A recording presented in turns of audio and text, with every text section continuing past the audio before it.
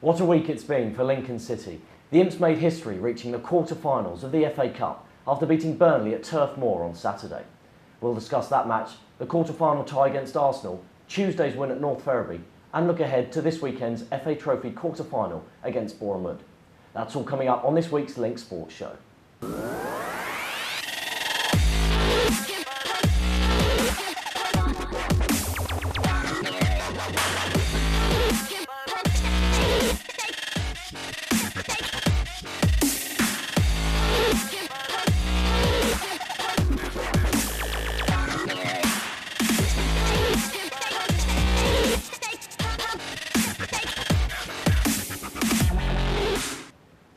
I'm Ollie Collins, and joining me in the studio are Link Sport reporters Liam Gibbs and Kieran Hymas. So guys, what a week it's been. Let's start with that Burnley match.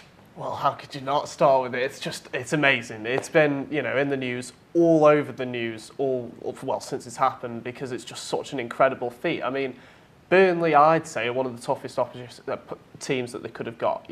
29 of their points in the Premier League coming from Turf Moor. So to go there and then to beat them, I think is one of the biggest upsets I've ever seen in the FA Cup. And then, they've now gone through to the quarter-finals. First time a non-league team's done it in, I think it was 104 years. It's just incredible. If you'd have said any of that to a Lincoln City fan at the start of the season, no matter what anyone says, they would have been laughed you out of the place. So to now see it happen, it feels like you're in a dream world, and when's it ever going to end? I think it was the fact that it was not 100% full-strength Burnley side, but certainly going forward, it was their first choice attack, and they couldn't break down Lincoln. They didn't particularly look like doing it. Fon made a couple of saves, but nothing particularly that was anything other than routine.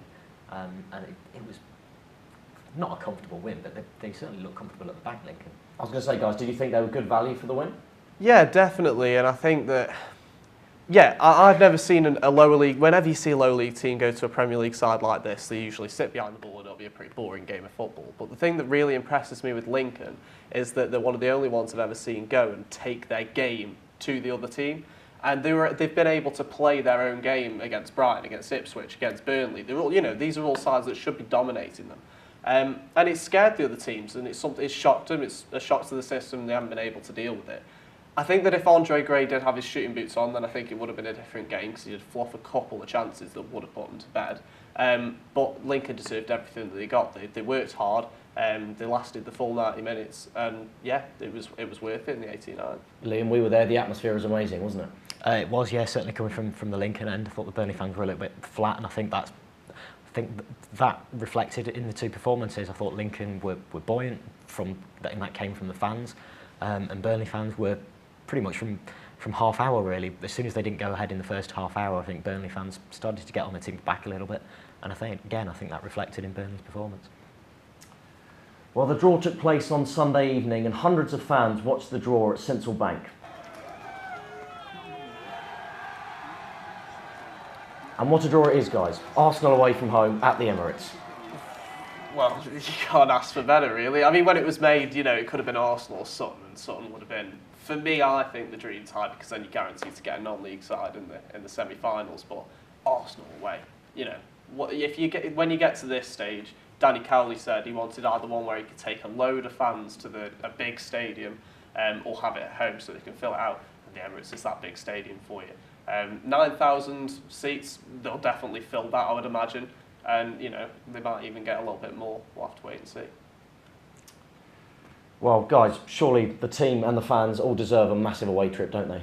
Well, they certainly do, It's no less than they deserve. I think the Burnley draw was perhaps a little bit anticlimactic when it came out. You were sort of looking at it, and it didn't look particularly winnable at the time. Obviously, in hindsight, it was. But at the time, you thought, that's really tricky. But it wasn't particularly money spinner either, because it's not a massive away day at one of the massive clubs in the Premier League.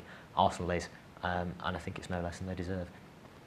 Absolutely. And guys, what do we think? Can Lincoln City beat Arsenal away at the Emirates? I wouldn't want to bet against them right now. I mean, everything in your head says no, they should not beat Arsenal away, and then there's that little inkling in your heart that thinks they've managed to do it so far, so why wouldn't they manage to do it again? Look, Arsenal are going to be going into it, Lincoln will be the biggest underdogs that I think they've ever been. but they thrive on that, and I think that they could very well cause a little shock to Arsenal, especially with the way they've been performing recently. They can hurt Arsenal, certainly. I think certainly with the way that Matt Reed's physicality can hurt Arsenal. It's all about what sort of strength of side Arsenal pick. And just, you never know, it's a 90-minute game of football. Well, it'll be interesting to see how that one goes, guys, to see if Lincoln City can make it to Wembley. Moving away from the FA Cup now, and the Imps were back in league action on Tuesday evening, and they came away victorious with Luke Waterfall's header helping City to a narrow 1-0 win, maintaining their 3-point lead at the top of the National League. So, guys, a big 3 points? Yeah, massive 3 points. Probably wouldn't have been easy from the highs of Saturday to then get down to bottom of the league away on a cold Tuesday night. But yeah, done it. Danny Kelly said they didn't play particularly well, but they've got the job done, and that's all that matters. These are those games, though. You know, coming out of the FA Cup, you've got to win that game coming out of it, because if you don't win that game, all of a sudden the fans start kicking off because it's a distraction from the league, and the league is their main priority at the moment. And they managed to do it at Solihull Moors, and he said it was one of the trickiest games that they've had. They managed to do it. They've done it at North Ferriby again. These are the kind of ties that should slip you up, and I think this starts to make it look like they are going to continue it and win the league. And almost a case of no Matt Reed, no problem, almost, wasn't it? Yeah, exactly. He's got a plan B now, hasn't he? I think Matt Reed has been sort of almost one of the first names on the team sheet, certainly for Cowley this season and for many managers in previous seasons gone by. But now he has got a plan B, so that if Reed isn't particularly working for him, or if Reed needs a rest, as he probably did on Tuesday, that he has got a plan B that he can trust, and that he knows will go out and get a result. Now, looking ahead to this weekend, there's another big match for Lincoln City. They travel to Boreham Wood in the quarter-finals of the FA Trophy. City may still be pushing hard for League and FA Cup success, but Danny Cowley says the trophy is just as important. Last day at the FA Trophy, we're really proud of the fact that we are fighting on 3 fronts. There's not many teams that go deep into February fighting on three fronts, so we're really proud of that. It's an important game to us. It's one that we're looking forward to. We've had a good session today in very, very difficult conditions. But no, we had a good session today, and we're looking forward to the game Saturday. It does, though, give Cowley the opportunity to give all his squad time on the pitch, and the Imps boss says he'll rotate again this weekend. We've got to keep trying to rotate the squad and use the squad. We've got 20 bodies now, 20 really good players that are all contributing. So no, I think it works for the group to keep doing that. Obviously, we're aware of the fact we now go into a run of Saturday, Tuesday, Saturdays for the next 6 weeks. So a huge amount of games in a very short space of time, and the challenge certainly is to try to keep everybody fresh. Guys, the FA Trophy is a realistic chance for the Imps to make a Wembley appearance this season. Well, this is the one, like you've just said, it's the realistic option. It's the non-league FA Cup, so to say. And this is the one that I think you'll value the FA Cup more, but I think this is the one that since the start of the season he'll probably looked at as his biggest target. You know, if you could pull off the double this time round, then I think he'll be super proud of that, no matter what place he'd have gone out in the FA Cup. The FA Trophy is another one. It's higher in the priority list than the FA Cup, but that's just been a nice little thing on the side. But yeah, the FA Trophy, they've definitely got a chance of winning it. Boreham Wood's going to be a tricky game, but towards the end, when you're getting into this final level of draw, then you're going to get a tricky game, and I think he'll be prepared for that. Like we say, he's got a squad now that he can really delve into, and he's basically got another team, and it's a good quality team as well. It's a team that can start in the National League. So yeah, I think that he can go into Boreham Wood with quite a bit of confidence, and yeah, definitely they could they could pull off the treble. Who knows? Do you think we'll see a sort of squad rotation again, Lynn? Yeah, I think we will. He made 5 changes on Tuesday for North Ferriby. I think we'll probably see similar again. Probably give squad players a run out. Some of the loanees perhaps who didn't feature at Burnley through being cup tied, they might feature. They featured obviously on Tuesday. So yeah, I think he'll rotate again, but it's all good because it gives everyone game time, keeps everyone happy, and ultimately keeps everyone match fit. Guys, if they win, the semi-final is 2 legs, obviously. Now, we're looking at serious fixture congestion here, aren't we, surely? It's going to start getting clogged up, and the only thing that worries me is we all know how much preparation Danny Cowley likes to do before a game.